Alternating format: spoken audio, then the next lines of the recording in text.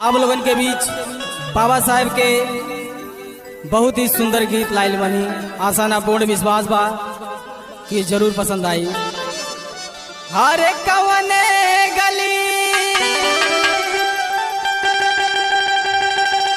हो कवने गली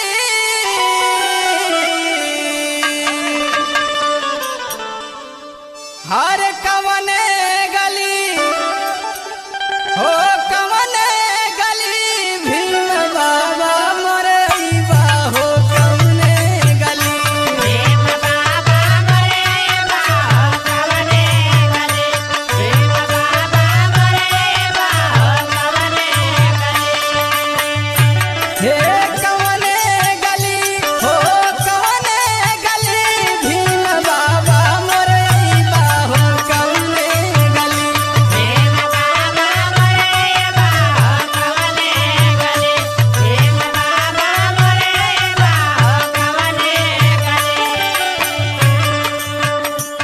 आगे कैसे रहिया तकत ताकत थकल नयनवा हो रहिया तकत ताकत थकल नयनवा हो रहिया तकत ताकत थकल नयनवा हो रहिया तकत ताकत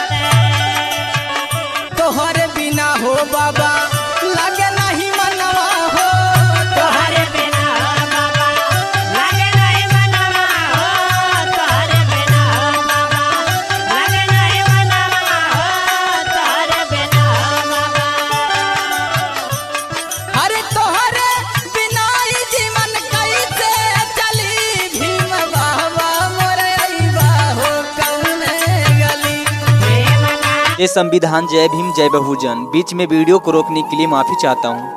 मैं आप लोग से कहना चाहता हूँ कि जितने भी वीडियो को देख रहे हैं बहुजन लोग अंबेडकर को मानते हैं, संविधान को मानते हैं, उन लोग से कहना चाहता हूँ मेरा गांव में अंबेडकर जी का मूर्ति नहीं है। मैं चाहता हूँ मेरा गांव में भी अंबेडकर का मूर्ति हो, जो कि मैं अंबेडकर जी का मूर्ति खड़ा करना चाहता हूँ। इसमें आप लोग आर्थिक सहयोग जरूर करें। जो आपको इच्छा हो 5-10 रुपया, ये मेरा फोन पे नंबर है। और उद्घाटन के समय जो भी सहयोग आर्थिक करेंगे उन लोगों का एक लिस्ट बनाकर वीडियो पे अपलोड कर दूंगा।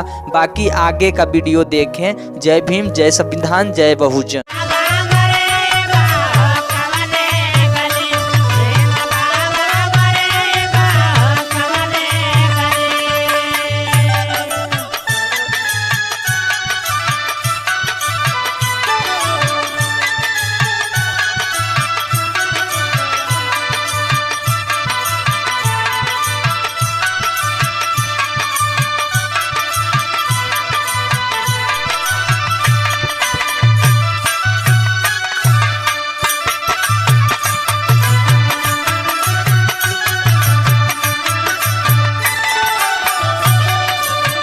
हमन गरीबवन के तू ही तभी धतवा हो हमने गरीबवन के तोहे तबे धतवा हो हमने गरीबवन के तोहे तबे धतवा हो हमने गरीबवन के तुह के बोलावे बाबा गौवा समझवा हो तोहके बोलावे बाबा गौवा समझवा हो तोहके बोलावे बाबा गौवा समझवा हो तोहके बोलावे बाबा।